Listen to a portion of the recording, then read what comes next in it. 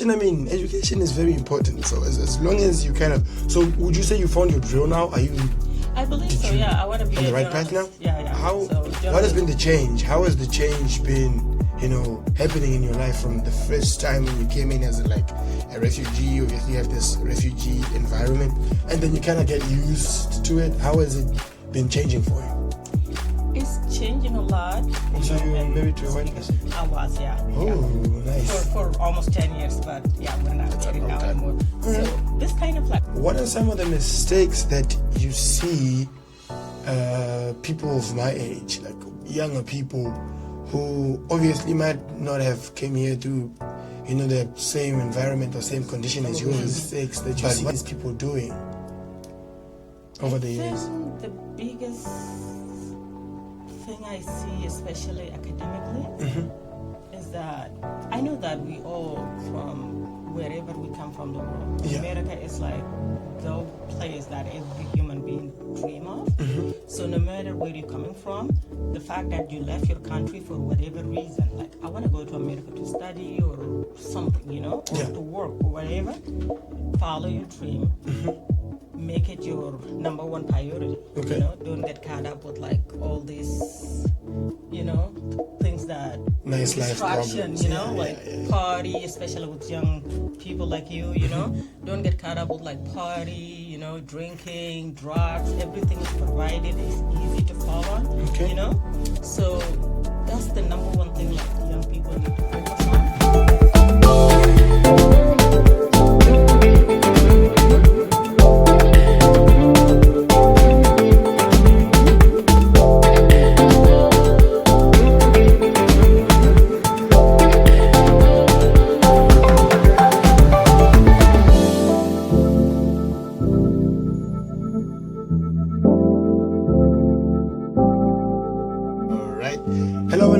Welcome to the Global Voices Unplugged. This is your All International Student Podcast show. This is where we talk student lifestyle, student enjoyment, student experience, and everything else that comes with being an international student or just living as a student outside your home country.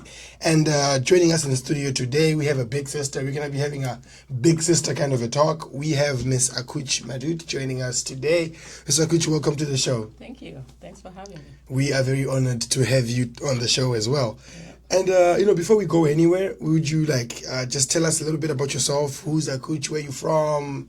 And, just a little bit about yourself. All right. My name is Akuch Deng Madut. From Sudan, originally, technically from South Sudan now. Okay. Because they separated. And I've been in the U.S. for more than 2 decades. So I am U.S. Been here for a long time. Yeah. I'm American too, so... Yeah, that's very long. I'm all over the world. I don't know which one to claim or not. So. You can claim both. You can do both. Yeah. And so you've been here for over 20 years? Yep. 25 to be exact.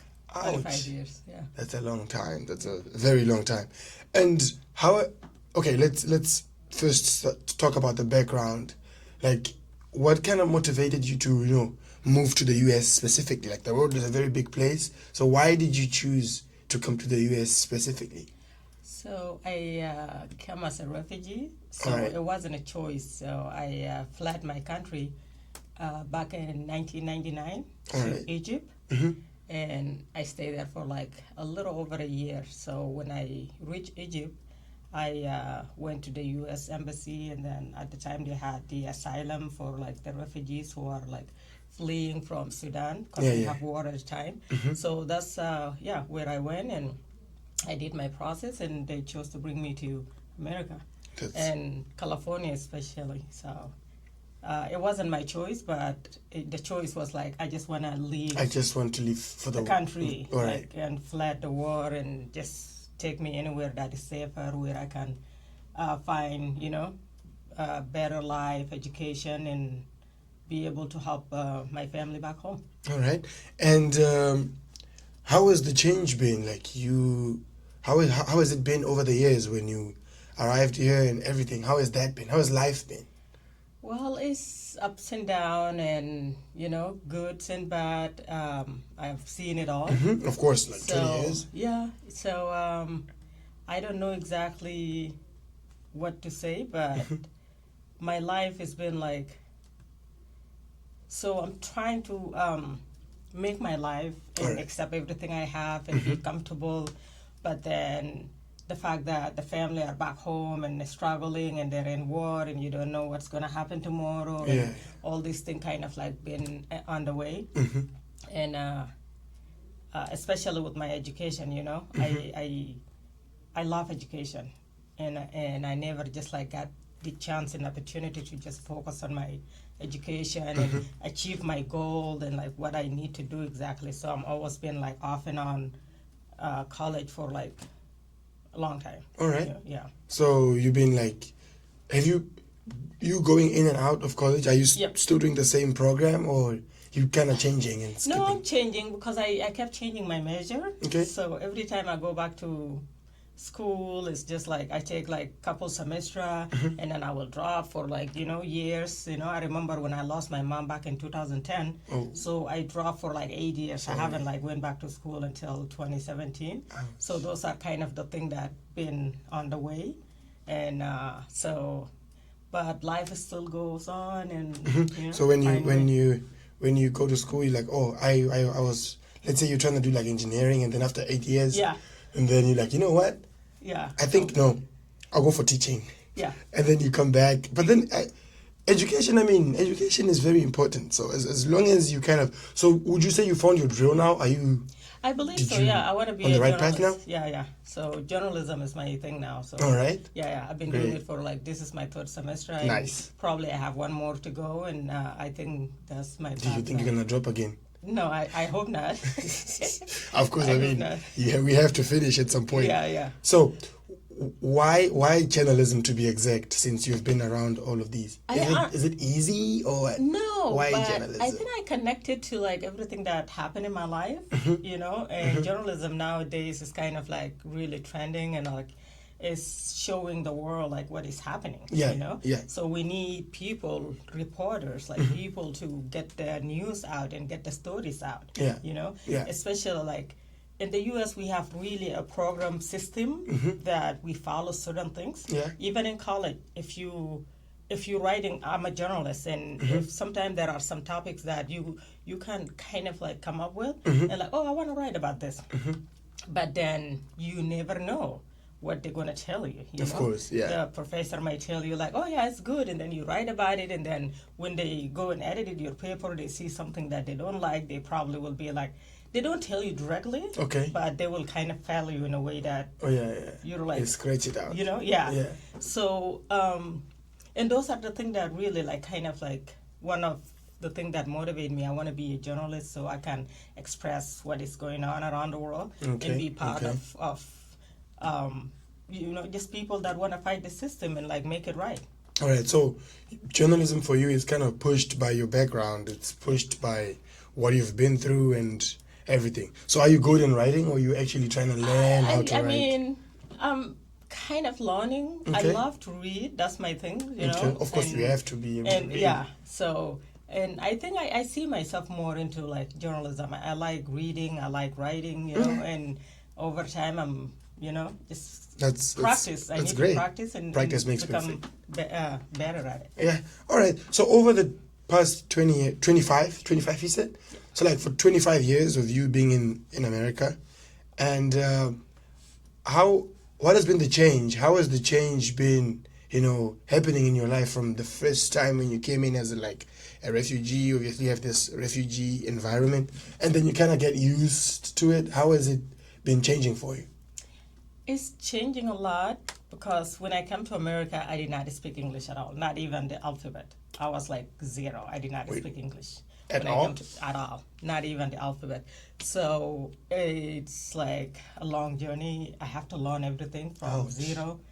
And I kept learning. But then 5 years after being in the U.S., I met my ex-husband now. All right. And that kind of like helped me, because I've been around white people a lot, like. So you were married to a white person? I was, yeah. Nice. For almost 10 years, but we're not married now anymore. So this kind of like helped me a lot with my English, the language, and the culture, everything pretty much, like it helped a lot. All right. Yeah. So you're saying you didn't speak English. So what did you speak? Arabic and Dinka. Oh. Yeah. Okay. Only those two. Only those two. Oh, yeah, that must have been difficult. Yeah, but it's 25 years, so it's a life. So are you still able to speak Arabic and fluently. Dinka Arabic after 25 years? Fluently. Have you been keeping? How have you been keeping that intact?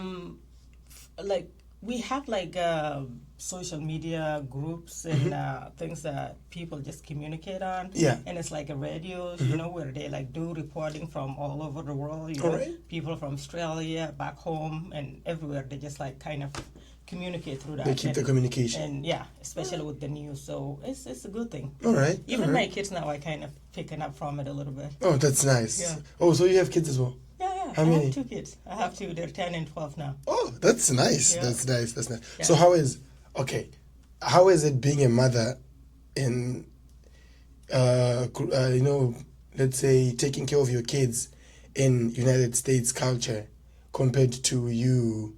Like, you know how your parents, groomed you the South Sudanish way, and then you have that parenting that you grew up around. Right. How are you kind of juggling the two? You being a mother in the United States, like the difference is huge. It's intense. How are you combining it? How are you doing it? So I'm honestly just trying to let my kids be themselves. Okay. So I'm not really like looking into like, hey, I'm going to teach you guys this language and that language and you have to learn English or something like that. No, I'm just leaving it like open, and then I talk to them in my other languages here and there. They understand a lot. We do it when you are angry. You know how you're angry.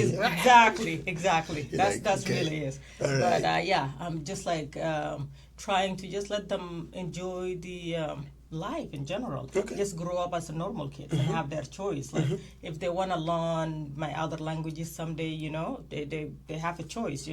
Nowadays, even online, you can just pick up from that and and learn something. So it's hard because, like I said, I've been single for a while now, and just the parenting itself. To like kind of manage that and like make it drama free and not first. Okay. And probably was tough the first couple of years when we broke up, and it was intense. But I always reflect to how I was brought up. All right. Yeah. Exactly. I was brought up in a big culture and like culture that is very rich. Okay. From everything, like how the children are brought up, how couples live their life as So I always just like go back to that and like I'm not the only one, like a single parent who's raising children. I just need my children to be healthy, mentally, physically, environmental, everything, like just to be happy around. All right. Yeah. No, that's great actually. And then we also want to know, like, what are some of the lessons that you've learned over the years, like for the past 25 years until today?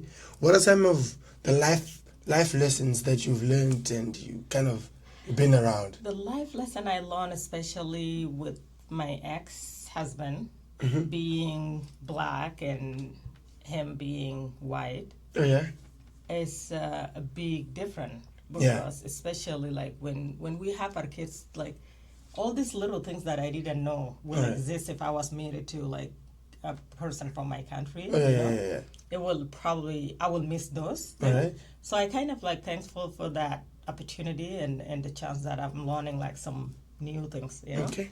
Yeah, even like how to name the kids and like, if we have kids and how we're going to raise them, all these things, like we don't tend to talk about them and like back home where I grew up, it's like nurture, like, hey, the kid is born, so, it's people give birth every day, it's no big deal. Yeah, we're going to raise our child and that's it. But here, everything has to be like step by step and program and plan and agreed upon. All right. All right. So all these things kind of like add to my knowledge and my learning in general, like how culture work. Things work, So yeah.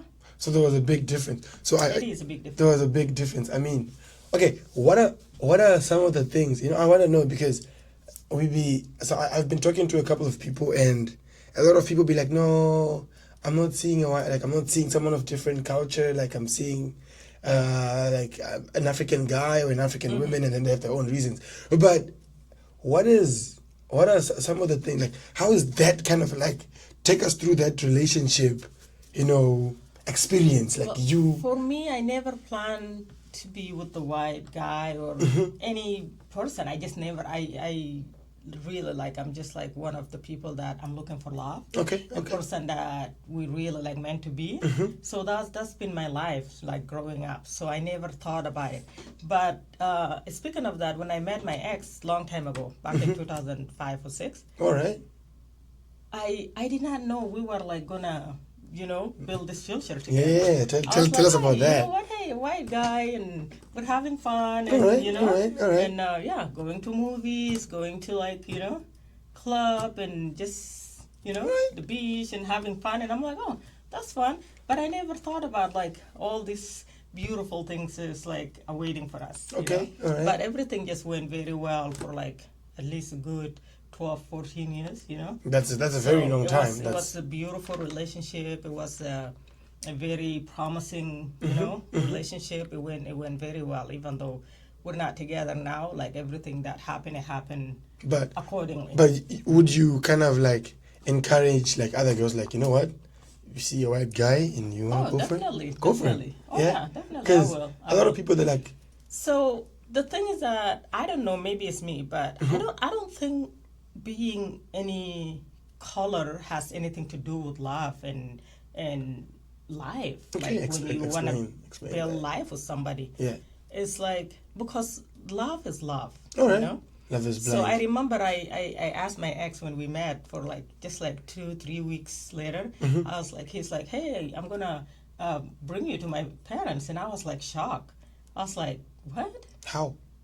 What they're gonna think about me? And he's like, yeah, it's just simple. And he's like, well, what do you mean? And I'm like, I don't know, just historical and the culture and everything. It doesn't, sounds right. Blending. Yeah. And he's like, no, if my family don't like you, then that's mean they don't like me too, and they don't want me the happiness. All right. So this is about me, and my happiness is not about them. Okay. So it's kind of like there, it kind of like give me the big hints of like, oh, you know what?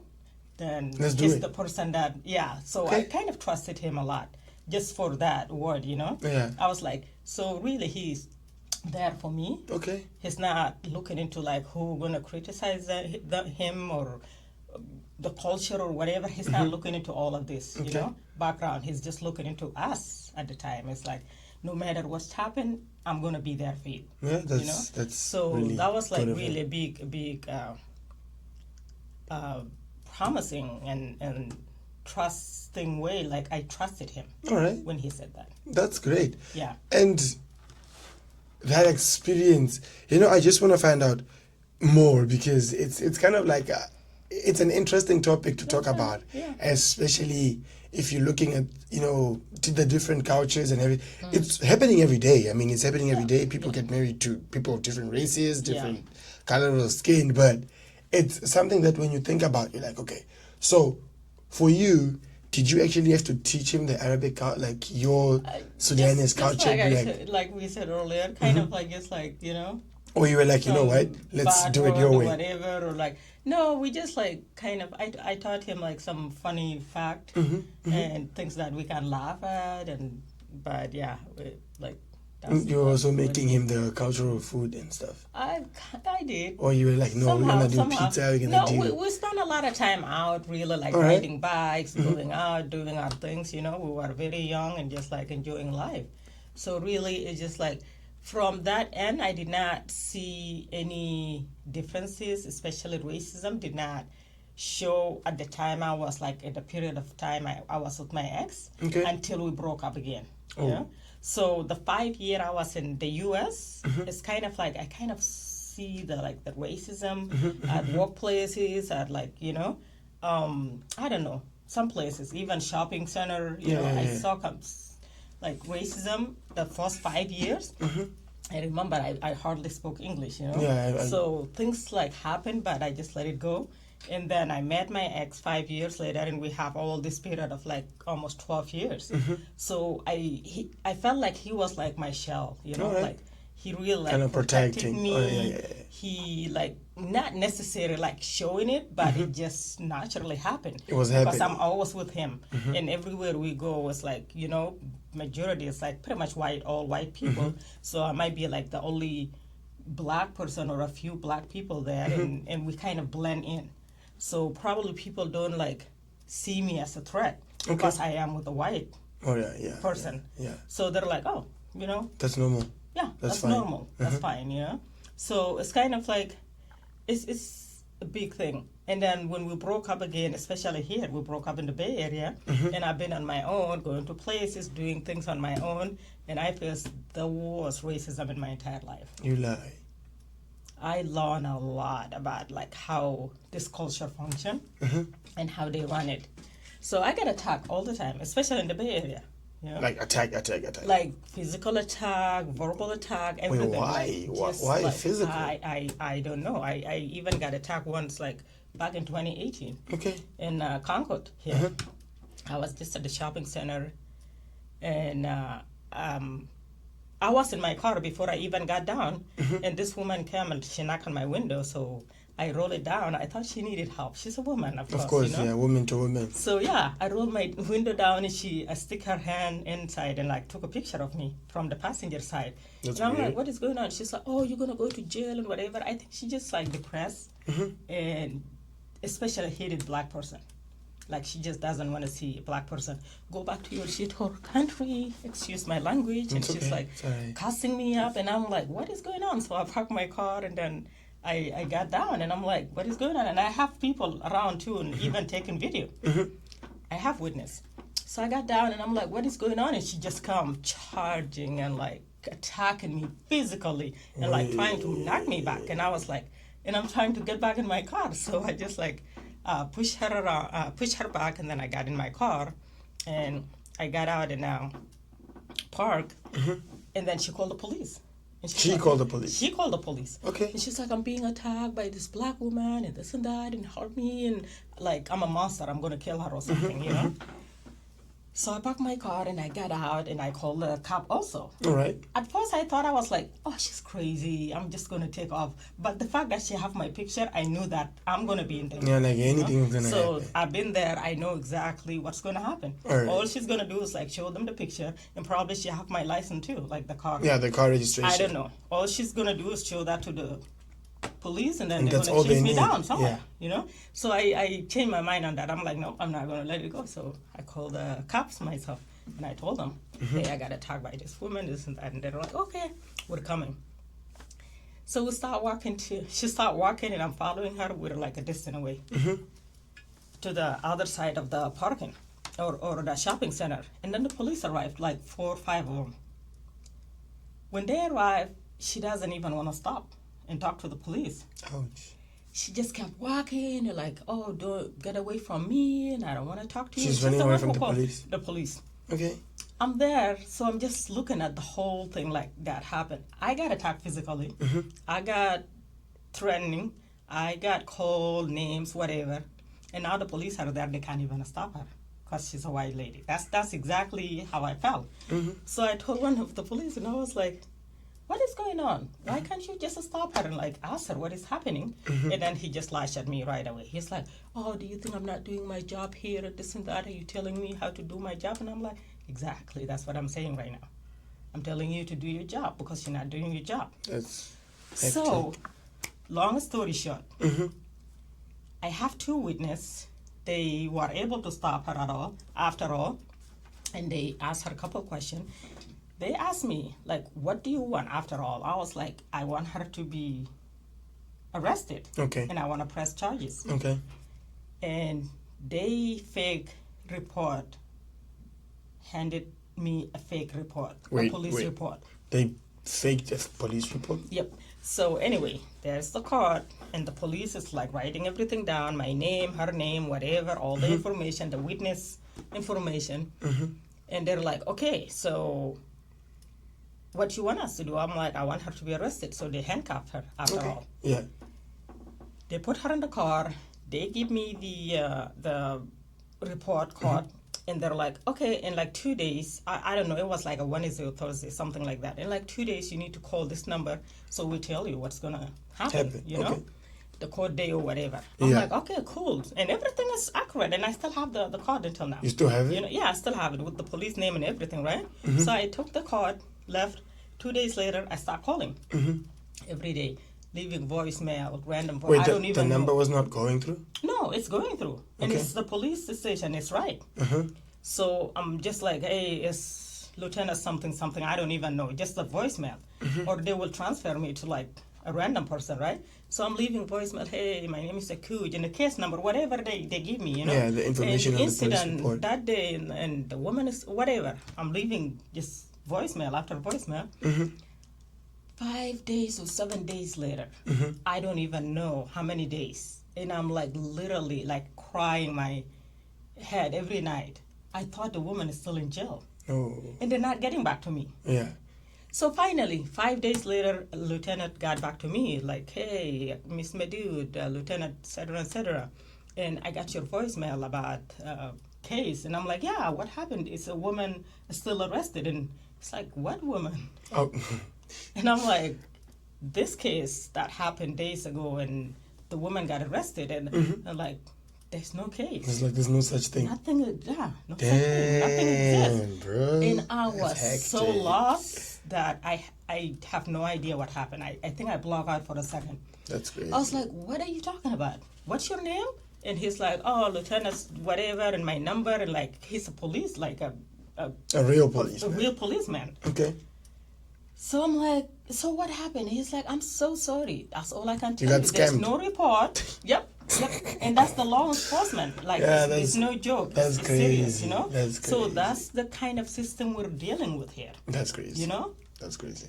So if I took off at the time that woman called the police, I would had have been been arrested. worse. Yeah.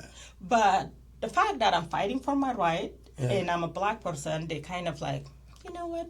Just give her something and let her go, and then we'll walk around it. Yeah. And it did. They did. It did. It And happened. it worked. It worked. That's crazy. It worked. You know? That's hella I'm just crazy. gonna frame that card, Life and experience. I'm gonna Put it on the wall. it somewhere, and hopefully my kids can get to I don't know, talk about it someday. And That's hella crazy. yep. That's hella crazy. So, wait, but you know, I cannot imagine like police actually scamming. Like, how did police scam you, bro? Like, how did they do that? Yeah. That's really They sad. did. That's And the fact that he can't even tell me like the police name, because I'm telling him like that's the police name on the card and the report card and this and that, and he totally denied everything. Everything is just like, oh, like pretty much the name didn't even exist. That's how bad it was. But the name did exist because I saw their name tag. the badge thing. You know, the Okay. badge and everything, but it's just like, it literally just went that way. Yeah, that was crazy. That's horrible. Yeah. But how have you been dealing with it though? How have you been dealing with the over the years till now? Honestly, I'm just outgoing person. I take things just easy, you know? Okay. I might be hurt for like a bit, just, you know, a minute or two or so, and then I have to just reflect back to myself and be myself. And like, one thing I believe in life, nobody really wants to make you happy, you know? How? Like, people are not there to really make you like focus on you, like, hey, I'm gonna make you happy. No, because the fact that we can't even be satisfied ourselves, you know? I get mad myself sometimes too for like not doing the right thing, or for example like the school thing, you know, that I've been going off and on and all of this and not achieving my goal. It's kind of something that made me think sometimes like, if I can't do it for myself, then nobody it's else so can do hard it. to like expect that oh, somebody's gonna come and do it for me. All right. You know? So the fact that this experience happened with the police, I just took it like, you know what, it's the system. It's something that people been dealing with throughout of life and history. Yeah. So it didn't happen to me. But I'd be happy if we can solve the problem instead of like adding fuel to it. Okay. But really, I just like, it made me just kind of like become a different planner. Okay. Like, if the same experience that happened 2018 happened to me today, I think it's gonna go bad. That's the truth. How bad? Well, it's like, I'm not gonna physically be attacked and let the person go anymore. That's not gonna happen again. So it's gonna be. So are you gonna fight back? Oh, I will. I will definitely. It's going to be. It's gonna go down. It's gonna go down. It's either me or the person that attacked me, and that's what I came down to. So that's my promise to myself. Okay. So yeah, that's kind of shaped everything. Kind of shaped. It did. A big part because of you. Because I came down to, like, I'm not gonna get my right. So why I'm not gonna? Do you get even myself? have the right though? I do not. Exactly. I do not with the system. Exactly. So that's why I'm gonna do it my way. So Create either I rights. die or the person die, and that's exactly my plan. If God forbid it never happen again, that's the only. Well, we hope it doesn't happen Yeah. again. I mean, we hope it doesn't happen again. Yep. So, on a lighter note, what do you consider as one of your biggest achievements over the years?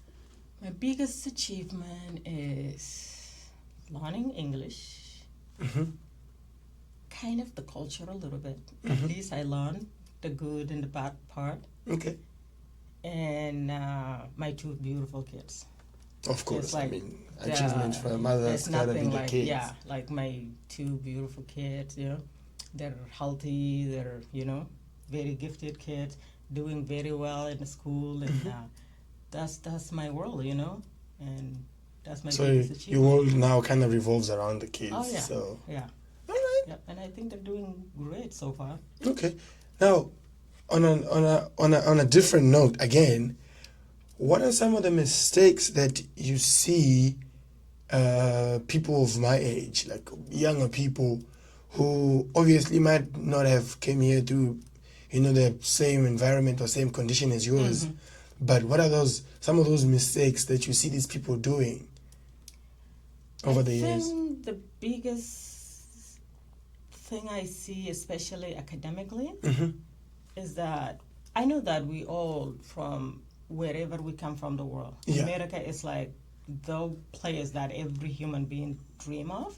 So no matter where you're coming from, the fact that you left your country for whatever reason, like I want to go to America to study or something, or to work or whatever, follow your dream. Make it your number one priority. Okay. Don't get caught up with like all these, things that nice life distraction, problems. Party, especially with young people like you, don't get caught up with like party, drinking, drugs. Everything is provided. It's easy to fall on. Okay. So that's the number one thing like young people need to focus on is that you can still party, you can still drink, you can still use whatever you want, but don't abuse it, Like abusing things, I think, is the number one, like, Yeah, don't overdo it. Things. Don't overdo it. Yeah. Because when you overdo things, then you forget your... Of course, you forget your plan. biggest reason, your goal. You forgot all of this, and then you just caught up with like this, but fun and especially if you abuse it. Yeah, it does end for sure. It does for sure. Because that's how people get addicted to drugs and to drinking and to this bad lifestyle, and then you ruin your life, and that's not what anyone is looking for. Of course, we're not looking for ending our lives. Have discipline. I would say. Discipline, yeah. Discipline yourself. Say okay, I'm going to do this and this and this, but I'm still going to control myself. Okay. I'm still going to achieve my dream. I'm still going to know what is my motive, So don't fall into just the bad side of life. No, that's great. That's very motivating. I mean, especially if you look at how things are, like this. Everything that you need, everything that you want to do, is always there. There's always a party everywhere, anywhere. Exactly. And it's. I kind of think it's easy for you to fall on it because it's happening every day. Yep. There's always a festival somewhere. There's always an event somewhere. Yep. And if you keep on following them, it's easy for you to. And it's not only for refugees or aside people just coming from outside, even American born and raised and all their life here. They're going through that, and even worse than us. Yeah, true. Because they think they have it all. They have their parents, they have their grandparents, they have their life, they have everything, they have college, tuition, like they got it. So they're just looking into like, oh, I'm not worried about anything. I'm just going to party and I'm going to do my thing. And that's how they really just... That's how you destroy it. Yep. They destroy their life, and young people are really like with drugs and drinking now is a problem, you know? Yeah, we hope it gets better. The whole America, yeah. We hope it gets better. Yeah, young people, I will always just say really just have discipline and focus on your life, and that's what I can say. That's great. Now, we also want to talk about like looking at your own experience, looking at how you've been through whatever you've been through. If there's anything that, okay, let me put it this way. If there was a law, or if there was a way that you could put any structure of law, like, can this be like this? What is it that you were going to change about the law? About the law? Yeah, if there was a way that you could change anything. I will just, if it's possible, make the law like for all. What do you mean? Use the law for all. So, for example, the law is written very well, at least from my understanding. I really respect the law a lot, and I respect all the amendments to the Constitution. Everything is written very well, but people do not follow that. Yeah. People in positions, for example, like the president today, you know, our president is not doing what we elected him for. Right. I vote for... Oh, you did? I vote for presidency. Right. And like, I mean, I'm not going to say particularly for who, but Yeah, I do. I'm a All citizen. Right. I've been a citizen for 18 years, you know. Right. So I've been voting for presidency and everything. And the fact that the presidents and the people in power, they're not following the rules. That's the problem. For example, if I got arrested as a black person, my punishment is going to shift. They're not going to follow the book. Okay. And say like, okay, for example, I did some bank robbery, okay? There are exactly instruction about that, right? How to be disciplined about that. They're not going to follow that book if I rob a bank today as a black person. Okay. It's going to be like, oh, that's it. Like, my life is done. I'm going to be thrown in prison for life. Okay. You know, even if it's like, probably it was maybe a year or whatever, like, you know, less punishment, I'm going to get the full punishment. And that's not what the book say. Okay. But if it was the white person that robbed the bank, exactly like what I did, it's going to get less sentences than what I'm going to get. And that's exactly what I got from the law, from my own experiences, from what I kind of adopt from the American culture, is that we're not treating, we're not equal. Okay. We're not using the law the way it is.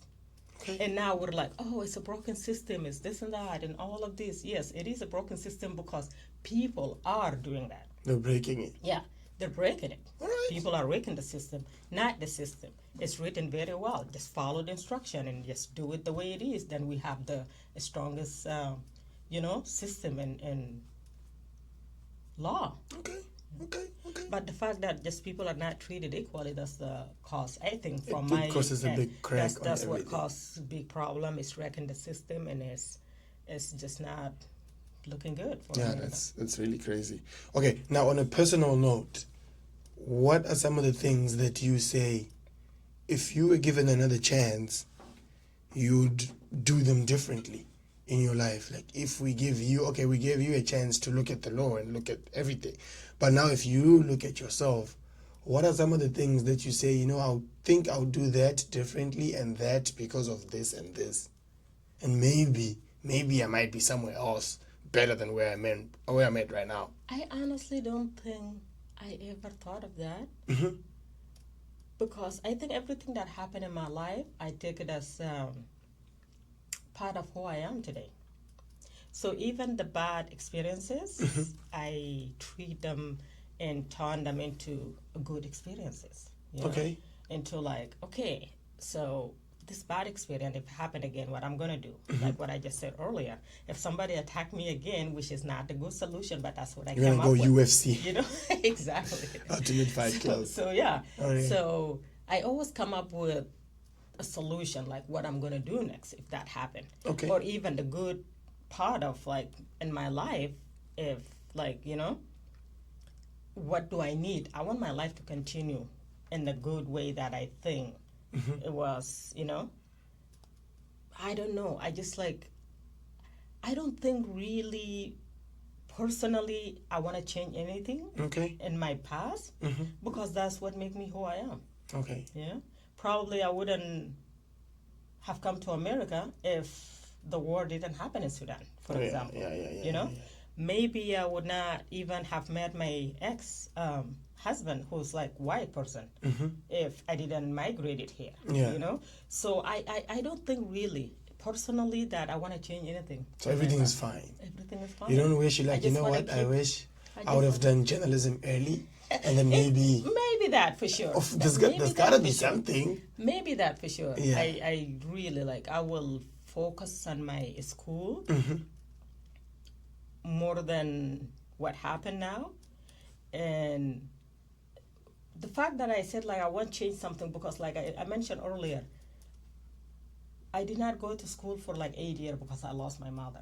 So it was still going to happen. So I was kind of going to my own depression in my own way. Yeah. So I wasn't really thinking about school or even studying or doing all these things. So those are the kind of things that I'm like, how you change that? You don't. You cannot change it. You cannot change it, So it wasn't I was partying or I'm working 2 jobs and I just don't want to go to school now. I just want to wear fancy clothes and work and do that. It wasn't that, So that's why I said everything is a life lesson for me. Okay. Yeah. That's really strong and powerful. Now, as we wrap up, any last words that you might any words of encouragement that you might want to share with us? Actually, yeah, just for those people who come, from all over the world, try to stay connected to your family back home. Okay. Try to stay connected to them. Try to visit them as much as you could. Keep your heads up. Your goals. Why did you come here? Is it for school? Is it for life? Is it for better? Whatever that your motive in life, keep that. Do not mess it up. Okay. Just follow your dream, follow your heart, and do things on time because time go by. Yeah, it go by fast. Very fast. And you just need to use every day as the last day in your life. Just treat it right, treat it well, and take good care of yourself. All right. Thank you so much. And that brings us to the end of our discussion, the end of our conversation with Ms. Akuch Madut. And, I learned something today. Stay focused. Stay focused on the main reason that you traveled here for. Yep. If it's academics, make sure you push your academics. If it's work, make sure, you put the shoulder to the wheel and you make sure that, you get it done. Yep. Thank you so much. And this is the Global Voices Unplugged. My name is Aaron and I'm your host. Thank you so much for watching. You for having me here. Of course, we appreciate you. I appreciate your time. Thank you so much. That brings us to the end of our episode today. Thank you.